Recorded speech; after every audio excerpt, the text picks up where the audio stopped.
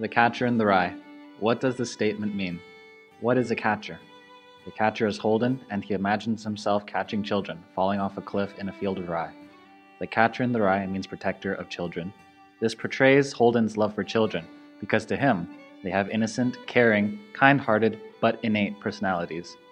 He wants to prevent them from growing up, or should we say, falling off the cliff. He longs for a better world, one where goodness can be put in a glass case, in the museum which he constantly visited as a kid. A world in which the innocent children can be caught and protected as they come through the rye of young adulthood and its disillusions.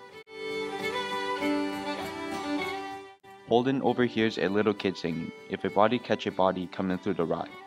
For a second, it makes him feel less depressed because Holden has an admiration for children. Not only did he feel better because he heard the kid singing, he also interpreted this song and related it to himself. Whenever Holden finds something he can relate to, he generally feels better about himself. Several chapters later, Phoebe corrects him and says the song is a poem, and the lyrics are, "If a body meet a body coming through the rye."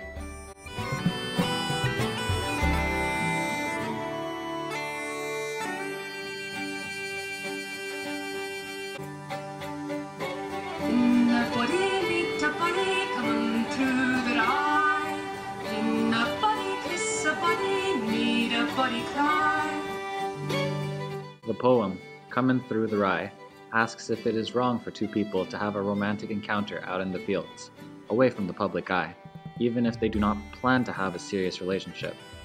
Holden wants to catch children before they fall out of innocence into knowledge of the adult world, including the knowledge of sex. Ironically, Holden says he wants to be the catcher in the rye. He wants to be catching all of those little children playing in the rye, but the poem isn't about preserving innocence at all. It is about sex.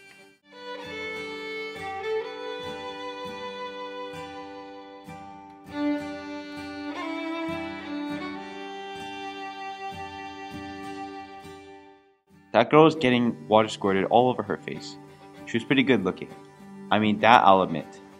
In my mind, I was probably the biggest sex maniac you ever saw. Sometimes I could think of very crummy stuff I wouldn't mind doing if the opportunity came up. I can even see how it could be quite a lot of fun in a crummy way, and if you were both sort of drunk and all, to get water or something and squirt it all over each other's faces. The thing is, I don't like the idea. It stinks if you analyze it. I think if you really don't like a girl, you shouldn't horse around with her at all. And if you do like her face, you gotta be careful about doing crummy stuff to it. It's really too bad if a lot of crummy stuff is a lot of fun sometimes. Holden is in a world that is fenced around sexuality. It's on the school walls, his view from the window in the hotel, in kids' songs, and even in his seemingly innocent fantasies.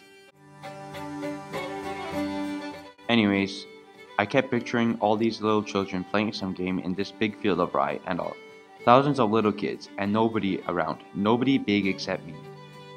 Notice how he emphasizes nobody. This implies that the field is free of adults and their corrupt minds poisoning the children, whose innocence is impenetrable, with Holden protecting them. He seems to enjoy acting as the bigger person, and always wishing the best for children. Why does he do it? Holden has experienced a lot in his adolescent years and has seen both sides of childhood and adulthood.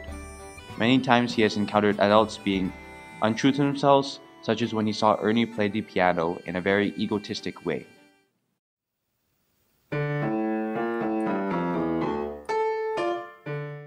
He was putting all these dumb show-offy ripples in the high notes, and a lot of other tricky stuff that gives me a pain in the ass.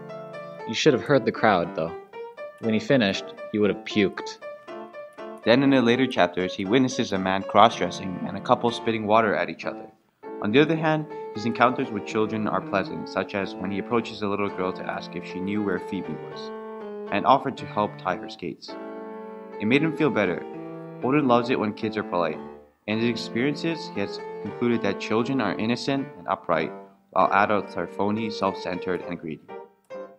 He wants to catch the kids from falling off the cliff of innocent childhood into the spurious world of adults. That would be the only thing he'd really be, says Holden. Is this realistic though? He can't literally be a catcher in the rye, but his fantasy suggests that he could become a social worker, or a pediatrician, or even an elementary school teacher. Holden should find a career based on his fantasy. He would be surrounded by the innocence that he wishes to protect. and escape the corruption of adulthood. Holden is hostile towards the idea of change. He wants everything to be static, but in life, change is inevitable. One of the ways Holden desperately tries to avoid this transition is by visiting the museum, where everything always stayed where it was. He wants to go back to the good old days, when he was carefree, worryless about growing up. The theme statement, "You don't need to acknowledge change, you just need to be prepared for it." This theme statement completely contradicts Holden's belief because it's hard to comply with him. He is not prepared for change, and he tries his best to counteract it. It appears that Holden is aware of his anxiety towards the change when he says, "Certain things should stay the way they are. You ought to be able to stick them in one of those big glass cases and just leave them alone. I know that's impossible, but it's too bad anyways." He obviously knows change is bound to happen, but he doesn't want to acknowledge it. To catch the children running through the rye is to prevent change, stopping the transition from innocence to adulthood.